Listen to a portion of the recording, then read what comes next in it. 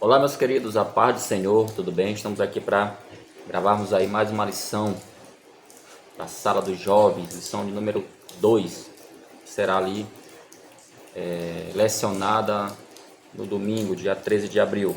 Hoje nossa lição tem como tema Davi, a excelência no servir. Acredito que são muito interessantes, cheia de muitos ensinamentos, aplicações, e acredito que Deus ele quer trazer uma palavra aos nossos corações, tanto do professor como também dos alunos que vão estar ouvindo essa lição, tá?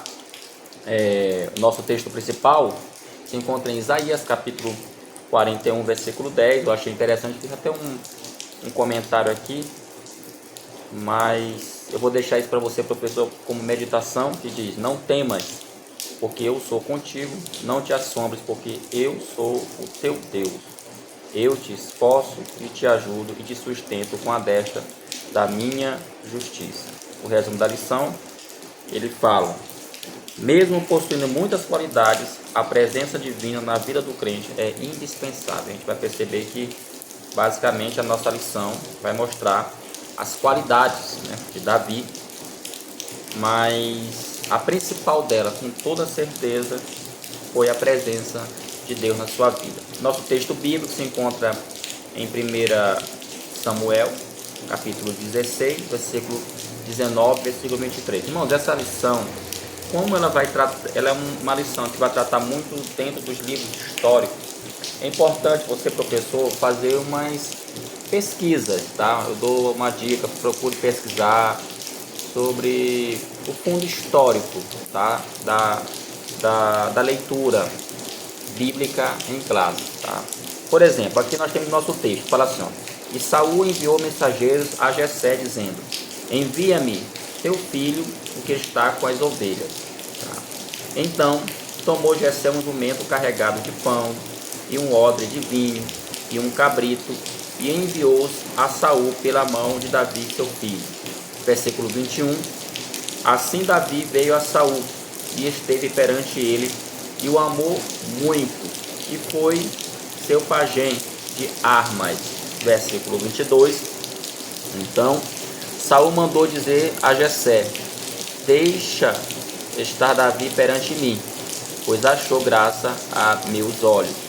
E sucedia que, quando o Espírito, lembrando, esse Espírito está com E minúsculo, mal da parte de Deus, que é interessante, o Espírito mal da parte de Deus vinha sobre Saul, Davi tomava a harpa e a tocava com a sua mão.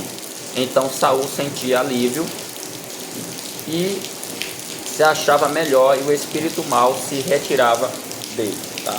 Algumas considerações rápidas sobre o texto nós temos que fazer aqui, por isso que eu falo, é importante você primeiro fazer uma leitura, depois tentar, o máximo que você puder, com os materiais que você tiver em casa, fazer uma análise contextual, histórica no caso, entender a parte histórica que o texto está envolvido, e se possível também tentar abordar algumas questões teológicas que tem no próprio texto, e claro, interpretativa, que envolve a questão da exegese. Primeiro, Saul, você sabe que era um rei. É importante sempre você frisar que o início do reinado de Israel, foi com Saul, que foi o primeiro rei, não foi igual aos outros, ou seja, era muito primitivo. O início não foi, digamos, com palácio, digamos, não foi com toda aquela pompa que os reis tinham de Israel. Tá? No início foi tudo muito novo, eles estavam ainda descobrindo como que iam fazer as coisas, como é que iam se adaptar. Mas o certo é que Saul era rei, isso não deixou de ele ser rei. Porque alguém pode pensar assim: Saul era rei, então ele devia ter uma coroa, assim, sabe, de ouro, um cetro real, uma cadeira esplêndida. Nada disso. Ele foi rei, claro, um grande líder, você sabe, começou muito bem, como a gente vai ver na lição. Mas o início do ministério monárquico, podemos dizer assim, de Saul, foi bem primitivo. Depois as coisas foram evoluindo. Eu estou falando isso aqui porque isso aqui é algo que o professor precisa, talvez até desmistificar na mente dos alunos. Porque às vezes o aluno vai para a sala de aula e ele pensa: rei Saul, ele já imagina uma coisa, né, uma coisa grande. Ele pensa que, mas essa informação, Silvio, ela é bobagem. Não, não é bobagem. Você é um professor e tem que trazer essas ideias para a turma. Outra observação. A gente observa no versículo 21 que de Davi, ele foi servir Saul, né? O texto fala no versículo 21, assim Davi veio a Saul e esteve perante ele, e o amou muito e foi seu pajem de arma. Interessante que aqui tem duas coisas que chamam a atenção. Primeiro, amou muito. Segundo, pajem de armas. Em algumas tradução, deixa eu ver como é que está na NVI, tá? Essa questão bem aqui, é importante. Outra coisa que eu sempre chamo a atenção de vocês é isso, tenham em mente a análise do texto da lição em outras versões, porque isso ajuda na compreensão do texto. Capítulo 16 da NVI, versículo 21 diz, Davi apresentou-se a Saul e passou a trabalhar para ele. Saul gostou muito dele, tá? Aqui tem amor muito, a NVI gostou muito dele. Ou seja, meus irmãos, isso aí mostra que ele era um jovem agradável, era um jovem simpático, era uma pessoa realmente que tinha qualidades essas que despertou em Saul essa, digamos, essa ternura, esse sentimento, né, sentimento realmente de apreciação pelo jovem Saul. Eu estou falando isso aqui porque às vezes tem pessoas que conseguem achar interpretação de tudo na Bíblia. Vocês sabem do que eu estou querendo falar? Eu acredito que sim. Pode pegar uma palavra de amor muito e interpretar até mesmo uma questão de conotação sexual que não tem nada a ver, claro, não tem nada a ver, mas do jeito que o mundo está hoje, a gente pode esperar tudo. A outra palavra é essa, pajem de arma. Na NVI fala assim, versículo 21, o que era um pajem de armas? Tá bem aqui. Versículo 21 diz, 16, não, o 21, isso. Tornou-se seu escudeiro. Então, esse pajem era uma espécie de escudeiro, uma pessoa que estava ali carregando as armas do rei. Mas ele era só isso? Não, eu estava dando uma olhada sobre essa função, aí por isso que eu falo, entra a questão de cunho histórico. A função do escudeiro não era só carregar arma, muitas vezes ele também compartilhava ideias com o seu rei, tá? A Bíblia fala de alguns, inclusive o próprio escudeiro de Saul, a Bíblia fala que quando ele viu Saul morto, ele pegou também a espada e tirou também a sua vida. Então não era uma pessoa qualquer. Essa pessoa que trabalhava nessa posição, ela era alguém realmente que, mais do que carregar armas, compartilhava também, claro, dentro dos seus limites, é óbvio, também algumas falas com o seu Senhor, tá bom? Outra situação também, versículo 22 fala, pois achou graça a meus olhos. Na versão NVI fala, então Saul sentia alívio e melhorava. Não, versículo 22, né? Deixe que Davi continue trabalhando para mim. Aí, olha como é que a NVI traduz essa parte. Achou graça a meus olhos. A NVI traduz assim, pois estou satisfeito com ele, tá? Então eu acho que isso aqui fala muito. Por que ele achou graça? Porque ele estava satisfeito com o trabalho de Davi. Então o rei ficou satisfeito com o trabalho de Davi. Da mesma forma, a Bíblia fala sobre Jesus, que Jesus crescia em graça perante Deus e também perante os homens. Ele crescia em graça perante Deus e também crescia em graça, ou seja, tinha aprovação tanto diante de Deus, como também aprovação diante do mundo. Assim era Davi. Davi tinha aprovação também divina, como também tinha aprovação do rei Saul, tá? Então, é só um rápido comentário, mas aí eu sei que não é um texto assim complicado, mas é sempre importante o professor, ele tá fazendo essas análises. Eu sempre te aconselho a fazer isso. A lição, como sempre, está dividida em 3 tópicos. O primeiro tópico vai dizer um currículo notável para um serviço excelente. O segundo vai falar sobre a excelência de Deus em nós, mediante sua presença. E vai fechar com o terceiro tópico, que vai dizer a excelência de Deus para cumprir uma difícil missão. Logo no primeiro tópico, Nós vamos aprender aqui, como diz o próprio livro, que nós temos aqui uma pequena biografia de Davi, tá bom?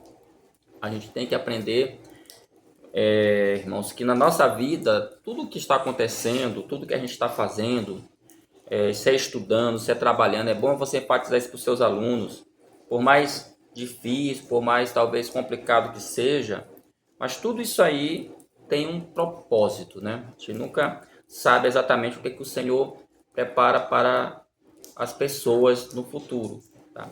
E o primeiro subtópico vai falar de Davi como um pastor de ovelhas, tá? O próprio capítulo 16, não tem na lição, mas o versículo 18, diz as seguintes palavras. Eu vou ler aqui na NVI, tá? Um dos oficiais respondeu: conheço um filho de Jessé, de Belém, que sabe tocar harpa. É um guerreiro valente, sabe falar bem, tem boa aparência e o Senhor está com ele. Tá? O que está acontecendo aqui mesmo? O texto fala, no versículo 14, que o Espírito do Senhor se retirou de Saul e um espírito maligno, vindo da parte do Senhor, o atormentava. Os oficiais de Saul lhe disseram: há um espírito maligno mandado por Deus te atormentando, que o nosso soberano mande estes seus servos procurar um homem que saiba tocar harpa. Quando o espírito maligno, vindo da parte de Deus, se apoderar de ti, o homem tocará a harpa e tu te sentirás melhor. Aqui é a tal da questão do contexto histórico. Fica uma pergunta aqui para você pesquisar aí, professor. Essa prática, porque alguém pensa, então pode tocar uma música, pode tocar, no caso aqui era uma harpa, expulsa o espírito maligno. Isso aqui foi uma prática dada por Deus, ou essa prática ela foi algo ali inovador, espontâneo, ou era um costume, ou era uma crendice, uma crença que eles tinham. Existe alguma base bíblica que fala sobre essa questão de dizer que a harpa, porque alguém pode criar, volto a dizer, a Bíblia, ela é um livro de onde nós criamos, onde nós produzimos teologia. Aqui nós podemos produzir uma teologia, não estou dizendo que eu acredito nisso, tá, gente? Só estou colocando que pode ser produzido, alguém pode defender. Tá vendo? A Bíblia, ela defende que tocar uma harpa, tocar um instrumento musical, ele pode expulsar um espírito maligno. Alguém pode, com base nessa história, criar uma ideia dessa. Então, por isso que é importante, volto a frisar, você, professor, ter essa percepção, não ir para a sala de aula assim de qualquer jeito, porque pode ser que algum aluno curioso, tá? Eu estou falando assim porque eu estou gravando sempre o dia que meu vídeo é gravado para professores e ajudar eles a abrir mais o leque, tá? Abrir um pouco mais a mente em relação à aula dele. Porque, voltando no que eu estava dizendo, pode ser que tenha algum aluno em sala de aula onde ele tenha, digamos, uma curiosidade e ele vai te perguntar isso aqui. Se você não estiver preparado, aí você vai ficar realmente, como diz o pessoal aí, à deriva. Tá? O versículo 17 fala: Saul respondeu aos que você viu: encontre alguém que toque bem e traga-no até aqui. Aí vai entrar o versículo 18, onde um dos oficiais do rei Saul vai dizer que ele conhecia um dos filhos de Jessé que tinha essas qualidades. Só que, antes de tudo, o texto fala também que ele era o quê? Um bom pastor de ovelha. Tá? E o subtema fala que as qualidades dele: era um músico, ele era admirável, ele era valente, ele era animado, ele era guerreiro, ele era ponderado nas palavras, educado, e o mais importante que o texto vai falar, que o Senhor era com ele. Tá? O rei não perdera tempo e imediatamente mandou chamá-lo. Porém, antes de chegar à corte, Davi aprendeu muito com um rebanho de ovelhas. Veja bem, antes de chegar à corte, isso aqui que é interessante. Ele foi o quê? Pastor de ovelhas, né? Pastor de ovelhas, foi para o campo. Inclusive, na Bíblia arqueológica, ela conta um pouco sobre esses pastores. Os livros de Salmos, por exemplo, foram escritos, muitos deles foram escritos, vocês sabem, por Davi. Davi compôs muitos salmos mesmo. E eu estava lendo na Bíblia arqueológica, essa Bíblia, ela diz que era comum os pastores compor poemas, cânticos, porque eles passavam muito tempo no campo. Muito tempo, era muito tempo, às vezes uma noite toda, às vezes até dias eles passavam ali no campo. Então esse tempo que eles ficavam ali, alguns aproveitavam para compor, tá? Essas canções, compor poemas, ok? Talvez seja por isso, e com toda certeza, é que nós vamos ver Davi sempre, mesmo já depois de rei, ele se expressando, né? Expressando em alguns poemas, alguns hinos, que são os salmos, um pouco da sua vida, porque ele adquiriu essa habilidade aonde? No campo, como sendo pastor. Mas não é só isso, a gente vai ver que o pastor também de ovelhas, é importante entendermos essa missão, essa profissão, ela requeria do pastor características tal, como, por exemplo, até o próprio Jesus usou essa figura, o bom pastor, alimentar, proteger, cuidar, guiar. Então são características de um pastor, características de alguém que lida com um rebanho de ovelhas. Então, meus queridos, Davi, observe, desde jovem, começou a aprender muita coisa aonde? No campo, tá? Aprendeu muita coisa no dia a dia, ou em outras palavras, aprendeu muita coisa na vida secular. Então, o que é que nós podemos aqui concluir e aplicar com base nisso aqui? Eu tenho certeza que Deus vai dar muitas ideias para vocês também. É que meus estudos, o meu trabalho, o meu dia a dia, tudo em mim, de alguma forma, é uma escola, de alguma forma, está me preparando para exercer uma função lá na frente. Silvio, você está me dizendo que eu vou ser um grande líder? Gente, depende do que você entende por grande líder, tá? Tem pessoas que talvez grande líder é, por exemplo, ser o porteiro da igreja. Para outros, seja ser um pregador. Para outros, pode ser um pastor. Para outro, pode ser alguém que trabalhe na ação social da igreja. Para outro, pode ser alguém que trabalhe, por exemplo, como professor da escola dominical. Para outro, seja usar os seus bens materiais para abençoar a obra de Deus, ajudar os pobres, os necessitados. Então, depende muito do que você entende ser um grande líder. O certo é que, de alguma forma, o que nós fazemos nessa vida, seja no secular ou também até mesmo no espiritual, tem algum propósito, algum objetivo. No caso de Davi, ele começa como? Ele não começa sendo o rei, ele não começa sendo o guerreiro, ele começa sendo o quê? Um pastor de ovelhas, ok? Segundo subtópico fala corajoso e destemido. Essa palavra destemido, eu busquei aqui o significado dela, eu sei que vocês sabem, mas só para reforçar e refrescar a mente de alguns que talvez esqueceram, significa agir diante do medo, ousadia, tá? Lembra, eu até coloquei aqui, lembrando sempre que essa ousadia que Davi tinha era com base na presença de Deus, tá? O texto aqui, ele vai trazer a seguinte informação: Davi também se destacar por ser corajoso e destemido. Isso aqui eu achei muito interessante, gente. Ele fala, se ele desse ouvidos ao que os demais falavam, jamais seria um vencedor. E aqui ele vai colocar uma série de questões. Primeiro, ele vai colocar aqui os irmãos. Tá? O próprio irmão dele, quando o gigante Golias, que é o tema da próxima lição, que eu já vou logo te adiantando, é importante você pegar e estudar sobre esse gigante. É de fato, muita gente vai perguntar, será isso tudo mesmo? Porque até hoje, meus irmãos, a gente pensa que não, mas nesse mundo que nós vivemos, as pessoas querem sempre colocar em xeque as histórias bíblicas. Mas deixa esse abacaxi para o próximo domingo, tá? Mas enfim, quando Davi, foi lá e olhou aquele gigante, Golias afrontando o exército, né? Afrontando o povo de Israel, o irmão dele chamou a atenção dele. Tá? E ainda chamou de uma forma bem pesada. O capítulo 17, olha o que diz o texto, versículo 26 ao versículo 30. Davi perguntou aos soldados que estavam ao seu lado: o que receberá o homem que matar esse filisteu e salvar a honra de Israel? Quem é este filisteu incircunciso para desafiar os exércitos do Deus vivo? O interessante é que Davi, Uma das características qual é? Ser ousado. Ele já pergunta. Imagine só um menino, como alguns falam, um menino jovem, uma pessoa muito jovem, chega diante de um exército, do outro lado está um outro exército, um exército inimigo. À frente deles está como a gente vai ver, um cara experimentado em batalhas.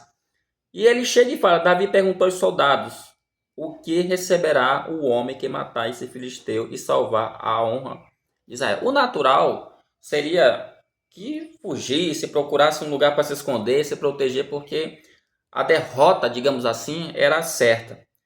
Aí o versículo 27 diz, repetiram a Davi o que havia comentado, e lhe disseram, é isso que receberá um homem que matá-lo? Ou seja, falaram para Davi o que receberia, tinha uma promessa, né? Aí o Eliabe, que é o irmão de Davi, fala, o irmão mais velho, primogênito, porque você sabe, dentro da tradição israelita, tinha muito isso, o primogênito, então ele tinha mais autoridade para falar. Ele, enfim, depois do pai, podemos dizer que ele assumia, se o pai morresse, ele assumia toda a responsabilidade da família. O que Eliabe vai dizer? Aqui no versículo 28, ouviu Davi falando com os soldados, ele ouviu, ficou muito irritado com ele e perguntou, por que você veio até aqui? Com quem deixou aquelas poucas ovelhas no deserto? Imagina o texto, parece que é vivo, né? Ele fala que ele ficou irritado, né? Zangado, bravo com Davi. Aí ele acrescenta dizendo o seguinte, sei que você é presunçoso. Olha a visão que Eliabe tinha do seu irmão, que ele era uma pessoa presunçosa. Ou seja, saliente, para frente, tá? E o que o seu coração que o seu coração é mau, você veio só para ver a batalha. Então, olha a visão que Eliabe tinha de Davi. Então, já pensou se ele fosse atrás de Eliabe, se ele desse ouvido? Depois, ele também vai ter uma palavra. O próprio rei, o rei Saul, vai dizer que ele era muito novo, vai dizer que ele não tinha experiência em batalha, etc, tal. Mas aí ele pega, o que ele fala? Lembre que uma das características de Davi era ser ousado, mas sempre pontuando, professor. Porque alguém pode querer cometer loucuras, cometer excessos, dizendo que Deus está com ele, dizendo que é a vontade do Senhor, e às vezes não é. Davi tinha de fato toda essa ousadia, toda essa coragem, porque ela procedia da parte de Deus. Ele confiava em Deus, ele acreditava no poder de Deus. Então, mesmo quando Saul falou que ele era muito novo e que ele não tinha experiência, e que do outro lado estava uma pessoa muito experiente, Davi pegou e disse, meu Senhor, que ele era pastor de ovelhas, que ele já tinha lutado com leão, que ele já tinha lutado com urso.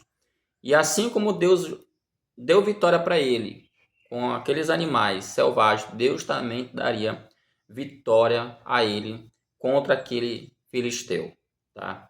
Por último, para fechar o tópico, isso aqui, irmãos, é muito importante, e eu acredito que na tua sala vai ter muitas pessoas que são, como é que eu poderia dizer, músicos, né? Músicos.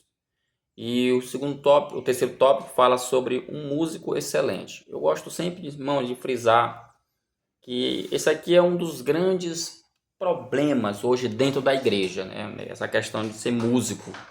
Até parece-me que os jovens, eles são mais tendenciosos, digamos assim, mais voltados para querer ser um cantor, tocar um instrumento, cantar. Parece que na cabeça deles é mais fácil. A gente sabe que não é tão simples assim, porque assim como também na pregação você tem que estudar. Para ser um músico também você tem que pegar e estudar, a gente sabe disso. O grande problema não é nem tanto isso, mas a questão realmente da qualidade espiritual. A gente vê que tem em Davi, você pega, por exemplo, os salmos de Davi, você percebe uma linguagem que é realmente teocêntrica. Eu não vou colocar aqui a palavra, em alguns até cristocêntrica, sim. Nós temos salmos que é onde Deus está no centro, nós temos salmos onde, mesmo ele não sendo do tempo de Cristo, mas ele foi, de certa forma, alguém que profetizou acerca do Messias, então não deixa de ser um salmo cristocêntrico, tá bom? E ele coloca sempre no centro os seus salmos. São realmente poesias bem trabalhadas, letras que levam a exaltação a Deus, letras que diminuem o homem. Se a gente for, eu não sei se a lição ela vai trabalhar alguma coisa nesse sentido, tá bom? Mas a gente percebe claramente isso, que os salmos, eles têm isso. Eles te ensinam a exaltar a Deus, eles te ensinam a orar a Deus, eles te ensinam a se submeter a Deus, eles te ensinam a se humilhar diante de Deus, e eles te ensinam que o homem ele é necessitado, que o homem ele precisa de Deus, que o homem ele é pecador, que o homem ele não tem força, que o homem ele não tem poder, que as vitórias, as bênçãos, todas as coisas vêm de Deus. Então, esse é o teor dos salmos, os cânticos de Israel. Os salmos, quem sabe que são cânticos, são verdadeiros os hinários de Israel. Diferentemente de algumas músicas hoje em dia, a gente, porque alguém pode até dizer assim, um cantor, um tocador, ele pode ser usado por Deus e Deus curar? Pode. Pode expulsar um demônio? Pode. Ele usou Davi, porque ele não pode usar um músico hoje? Claro que pode. Mas, irmãos, é muito complicado quando a gente vê a qualidade. Não estou falando a qualidade técnica. Eu estou falando a qualidade espiritual. A qualidade espiritual de muitos músicos é muito abaixo disso aqui. Então, o que ele vai estar praticando na igreja? Apenas tocando um instrumento ou cantando. Às vezes tem muita técnica vocálica. Primeira coisa que eu sou totalmente contra é essa exaltação. Não é só o músico, pregador também. Eu falo, muita gente, até ninguém vai dizer assim, você tá falando isso porque tu não é cantor, porque tu não canta. Você pegar aí vídeos meus, se você já assistiu alguma aula minha, quem me conhece sabe que eu sou um crítico aos absurdos também que são praticados no meio da pregação. Eu também acho assim desnecessário o que alguns acabam fazendo, forçando a barra. Então, mas os músicos também não ficam para trás. Não são todos. A gente percebe que tem músicos que de fato eles são diferenciados no sentido não só saber que ele toca ou canta, mas que tem uma vida realmente ali pautada na presença de Deus, tá? E aí, meus queridos, o negócio é sério. E até as composições. Eu não vou entrar aqui porque a lição passada, vocês veem o que deu, né? A lição passada dos adultos, que falou sobre a questão de heresias, tá? Foi tocado aí uma lição sobre, até dentro da Trindade, e foi tocado no tema aí de um grupo, não vou citar aqui o nome do grupo, quem estudou a lição, quem participou sabe muito bem. E isso deu uma polêmica no meio da igreja da Assembleia de Deus, né? A gente vê que até hoje já tem pessoas que estão ressentidas, entendeu? Porque esse assunto foi tocado. Mas a pessoa não se atenta, quem fala que determinadas músicas, determinadas letras, por mais bonitas que sejam, por mais agradáveis, digamos assim, aos nossos ouvidos sejam, estão cheias de heresias, cheias de ensinamentos errados, porque a música, perdão, a música cantada, ela também, de certa forma, é uma mensagem, não pregada de forma falada, mas de forma cantada. Então, é muito complicado a gente ver hinos que, como o pessoal fala, puxam muito mais para o lado do homem, exalta o ser humano. E a gente prega muito dentro da igreja a questão dos coaches, a gente tem falado muito sobre isso, coaches, palavras de autoajuda, palavras de motivação, a gente tem falado muito isso. Mas às vezes, irmão, nossos cânticos estão carregados disso daí também, de autoajuda, palavras realmente só para exaltar o ego da pessoa, o ser humano. E a palavra de Deus, na verdade, irmãos, ela é uma palavra que ela abate a nossa natureza pecaminosa. Então, Davi foi como pode dizer, foi um grande músico, foi. Deus usou ele, foi. Mas era uma pessoa que fazia tudo isso na presença do Senhor. Por isso que quando ele tocava a harpa, você vê que o espírito maligno vinha sobre ele, sobre Saul, ele se retirava, porque aquele toque não era um toque qualquer, tá? Não era uma nota qualquer que ele estava ali dedilhando. Ali tinha de fato uma coisa especial, algo sobrenatural, que era a presença de Deus na vida de Davi, ok? O segundo subtópico, se aqui encerra o primeiro tópico, o segundo tópico fala a excelência de Deus em nós mediante sua presença, tá? O primeiro subtópico fala a presença de Deus em nossas vidas. Algo notável na vida de Davi era o seu desejo pela presença de Deus em sua vida. Davi, meus irmãos, a gente vai ver isso nos próprios Salmos, ele reclamar, ele falar, por exemplo, Davi tem um salmo que ele diz: não retires de mim o teu espírito. Então, essas palavras você percebe claramente a dinâmica espiritual desse rei, né? Claro que ele não foi perfeito, gente. A gente vai ver, a lição, vai ter lição que vai tratar sobre essa questão dele. Mas era uma pessoa que a gente percebe claramente que ele entendeu que ele só podia chegar em algum lugar, fazer alguma coisa, se Deus de fato ajudasse ele. Então ele tinha muito medo de perder essa presença. Ele tinha muito medo. Ele tinha na verdade, pavor, podemos dizer assim, de perder a presença de Deus. Tá? Então é importante, como a lição coloca, até aqui no subtópico 1 do segundo tópico, o seguinte: o cristão deve buscar de forma intensa a presença de Deus em sua caminhada. Assim, sua vida terá um sentido mais elevado e o seu coração estará em sintonia com o Criador, permitindo que viva intensamente para a glória de Deus. Isso aqui, irmãos, ainda que seja, como a gente costuma falar, é algo que a gente ouve muito, mas, irmãos, nunca é demais relembrar que a presença de Deus ela é muito importante. Quantos cristãos, como a lição fala que estão vivendo a vida sem sentido? Que adianta todo dia eu trabalhar, todo dia eu estudar, todo dia eu comer, andar, praticar um esporte, fazer uma atividade, se isso não preenche a minha existência, se não faz sentido.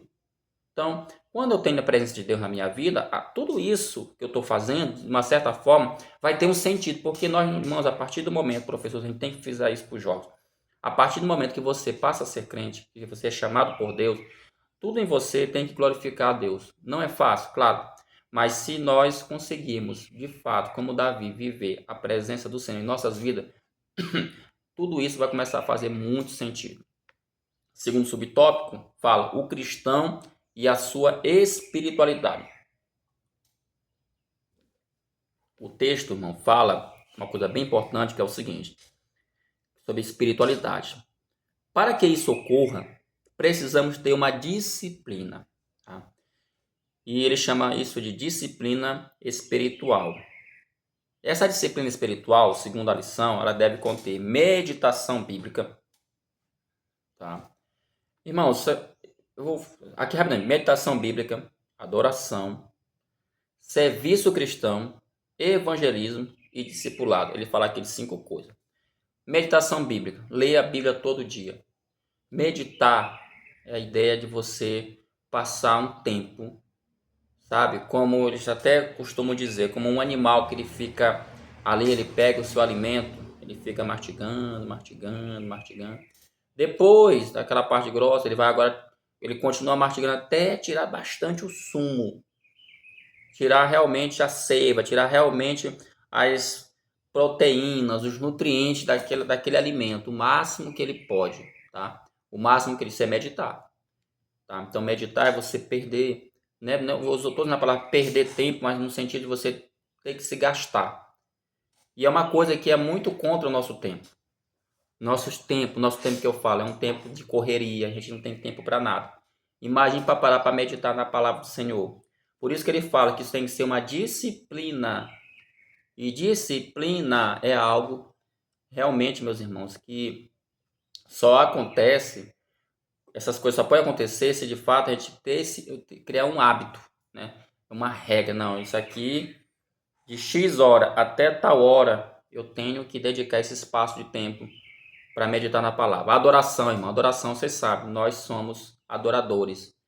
E adoramos a Deus não só na igreja, não só cantando, mas em todo sentido, no meu andar, no meu vestir, no meu falar. É serviço cristão, tá? Tanto na igreja como também fora. Tem gente que pensa que o serviço cristão é só o cargo que ele exerce dentro da igreja. Evangelismo, não precisa nem dizer, que é importante falarmos de Cristo aos pecadores. E também esses mesmos que são ganhos por Cristo precisam também passar por um processo de discipulado.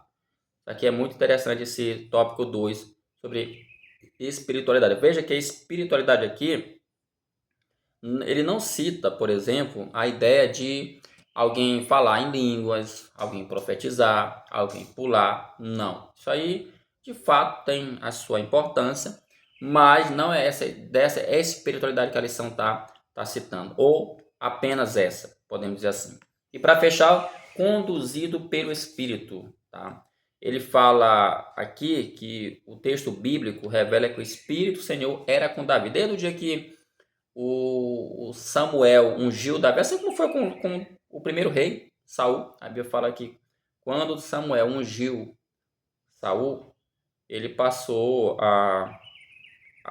o Espírito do Senhor passou a ser com ele. Assim mesmo foi com Davi. Tá? No Antigo Testamento, mesmo aqui resumindo, no Antigo Testamento, o Espírito Santo ele atuava de uma forma muito específica. A gente vai ver isso aqui na lição. Você pode ver isso em livros de teologia, no assunto pneumatologia. Mas, de forma simples, básica, o Espírito Santo ele atuava de uma forma muito especial, muito específica. Ou seja, ele vinha, trabalhava na vida daqueles que estavam à frente de alguma função. No caso aqui dele, a função seria de rei. Então veja que essa questão de reinar, eu estou colocando aqui porque é sobre isso, mas também vinha sobre outros cargos, tá? A Bíblia fala que o Espírito Senhor até sobre pessoas que fabricaram peças para o tabernáculo, também tiveram ali a direção do Espírito Santo. No caso aqui, nós temos o rei. Então, veja que era diferente das outras nações. As outras nações o rei era constituído de uma forma, digamos, familiar, humana. Aqui não, era o próprio Deus. E além de tudo, ele ungia. No Novo Testamento, não é mais assim. Não é só o pastor da igreja, por exemplo, que tem o Espírito Santo. Todo crente, ele tem o Espírito Santo. Até aqui em 1 Coríntios, capítulo 3, é interessante você ler isso aqui, tá? 1 Coríntios, capítulo 3, versículo 16 e versículo 17, tá? O texto diz assim, versículo 16, assim, ó, vocês não sabem que são santuários de Deus e que o Espírito de Deus habita em vocês? Versículo 17, se alguém destruir o santuário de Deus, o destruirá, pois o santuário de Deus, que são vocês, é sagrado. Então Paulo aqui está afirmando, mesmo em meio a uma igreja cheia de contradições, digamos assim, que o Espírito Santo estava presente na vida dele. Então todo crente ele tem o Espírito Santo. Paulo vai até falar mais na frente em outras cartas para ele diz assim, não apagueis o Espírito que há em vós, porque aqui pode ter um debate. Você pode até perguntar para o seu aluno, um crente, ele pode perder a presença do Espírito Santo na vida dele? Claro que sim, é claro que sim. Se Paulo fala que é para não apagar, é porque existe essa possibilidade. Porque tem crente, irmão, que ele acha, tem teorias teológicas que ensinam que não, que o crente, então, o Espírito Santo não pode ser apagado, etc, tal.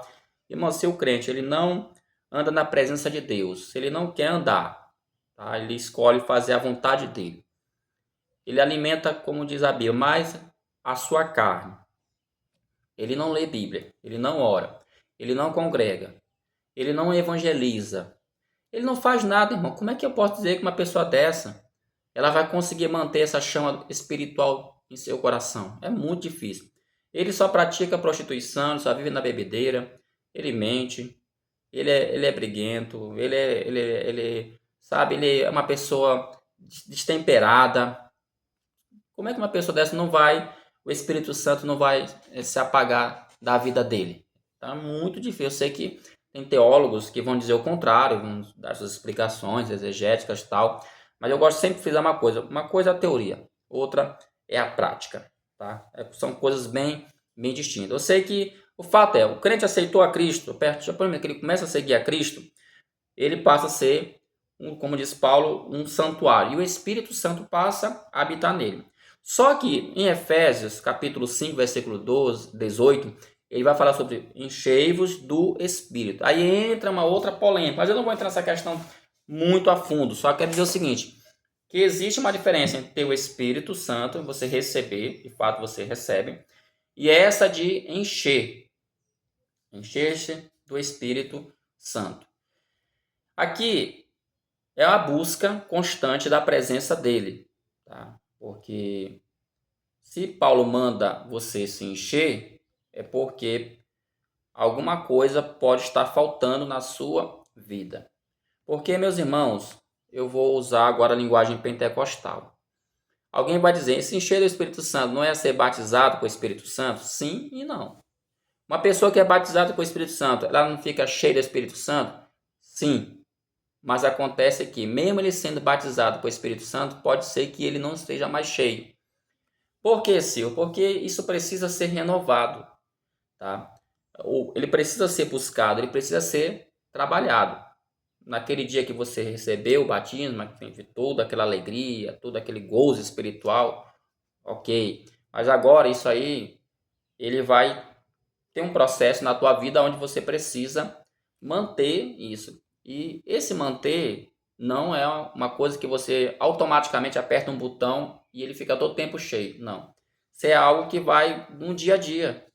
Por isso que Paulo ele pede para você buscar se encher, porque o cristão, irmãos, ele é feito de altos e baixos. A vida cristã não é só alto. O cristão ele também peca, ele também erra, ele também falha. Tá? Por isso que é muito importante buscar esse enchimento. E lembrando sempre que esse enchimento aqui, a ideia não é para ficar inserido dentro de um contexto eclesiástico, tá? Dentro de uma igreja. Não. Esse enchimento aqui é para você fazer a obra de Deus. Davi era cheio? Sim. Mas por que ele foi cheio? Para ele ficar sendo rei? Não, para ele ser um rei, mas usar esse ministério, digamos assim, eu estou usando ministério, não que tenha na Bíblia, Deus deu uns para rei, não. Mas lá no Antigo Testamento, de fato, o rei era um ministro do Senhor também. E a ideia de ministro, você sabe, é servir ao povo, tá bom? Então, meus irmãos, veja bem como é que você vai tratar essa questão. Mas, professor, eu tenho o Espírito Santo? Sim, você tem o Espírito Santo, mas você precisa ser cheio do Espírito Santo. Tá? Porque quando Paulo fala isso aqui, em 1 Coríntios 3, 16, 17, a ideia de ter o Espírito Santo, é porque é necessário o crente ter o Espírito, irmão, porque senão como é que ele vai ser salvo? Ele mesmo fala que o Espírito Santo de Deus é o penhor da nossa salvação, ou seja, quem é que garante a nossa salvação? Quem é que de fato garante isso? É o Espírito Santo que está dentro de nós, tá bom? Agora, encher-se do Espírito Santo é outra questão, tá? O encher aqui, pelo menos dentro da teologia pentecostal, tem a ver também com o batismo com o Espírito Santo. Mas sempre lembrando, mesmo a pessoa batizada, depois de um tempo ela pode não ser mais cheia do Espírito Santo. E aí entra a questão de vos encher, ou seja, buscar a presença dele constantemente. Subtópico 3 fala a excelência de Deus para cumprir uma difícil missão. A excelência de Deus para cumprir uma difícil missão. Tá? Aí tem aqui um rei atormentado. Isso aqui é interessante, eu não vou me deter, mas o texto fala no versículo 23, e o espírito mal se retirava. Na verdade, o versículo fala assim, isso sucedia que quando o espírito mal, da parte de Deus, veja bem, irmãos, você pode estar estranhando, como é que um espírito mal ou maligno, ele vinha da parte de Deus? Aqui a gente tem que observar que o texto ele é escrito dentro de uma teologia que a gente chama, no mundo bíblico, nos estudos teológicos do Antigo Testamento, a gente chama de teologia pré-exílica. Tem a chamada teologia pré-exílica, tem também a teologia pós-exílica, ou seja, antes do povo de Israel ir para o cativeiro, digamos assim, passar por aqueles processos de estar sob o poder da Babilônia, Medo-Persa, gregos e romanos, eles tinham uma teologia que eles defendiam claramente que todas as coisas elas são provenientes de Deus, tá bom? Como assim, Silvio? Até isso aqui, em certo sentido, sim. Nós trabalhamos, isso aqui é teologia, tá, gente? Você não vai encontrar na Bíblia assim uma coisa. Por isso que eu falo, é da Bíblia que nós extraímos teologia, tá bom? Mas, o que a gente trabalha sobre essa questão? Existe na teologia um assunto que a gente chama de soberania determinativa, que determina, né? E a soberania de Deus permissiva, tá? Tem a soberania absoluta, ou aquela que determina, ou seja, ele determina, acabou. E tem a chamada soberania divina permissiva, aquilo que ele permite acontecer. No caso aqui de Saul, você pode perceber claramente pelo texto que a teologia que o livro quer passar nesse texto é que Deus, ele permitia. O texto não fala que Deus, ele pegou um espírito maligno e jogou em Saul. E sucedia que quando o espírito mal, ainda que tenha sido da parte de Deus, é quase que um paradoxo, digamos assim, pensar, mas Deus ele pegou o espírito e jogou em Saul. Aí alguém vai dizer, porque se eu defender isso, aí alguém vai dizer assim, então Deus ele foi ele que criou os demônios, ele criou o diabo, porque ele queria usar eles para o seu propósito. Não, Deus não criou o diabo, Deus não criou o demônio, Deus não criou o mal, tá? Não criou o mal. Essa é uma teologia que nós não aceitamos, nós não concordamos. Deus não é o autor do mal. Porque se eu for por essa linha de raciocínio, eu vou ter que abrir vários leques, aí vai entrar tanta coisa, gente. Por isso que eu penso que é melhor você trabalhar pela linha, a permissão. Deus ele permite mesmo, Deus permitiu. Claro que, porque irmãos, vamos pensar, como é que Deus escolheu Saul? Você sabe que Saul foi escolhido. Ele começou muito bem o seu ministério, depois ele vai permitir, aliás, ele vai determinar que um espírito, um demônio, atormente a vida dele. A gente sabe que isso aconteceu porque Saul começou a sair da presença de Deus, sair da vontade do Senhor. Então aí Deus ele vai e permite. Como também, por exemplo, Acabe, Deus permitiu, por exemplo, que um espírito, a gente vê que Micaías, o profeta, ele vai falar isso, né, que ele teve aquela visão onde a corte celestial estava reunida, e ali naquela corte celestial reunida, meus queridos, o que aconteceu? No meio deles, eles estavam discutindo lá quem ia falar na boca dos profetas de Acabe palavras de engano, palavras de mentira. Esses seres que estavam participando, que eram os anjos, por ser santo, ninguém queria fazer isso, e quando de repente apareceu um espírito, com certeza ali um demônio, e aquele espírito se prontificou em vir falar na boca palavras de mentira na boca dos profetas de Acabe.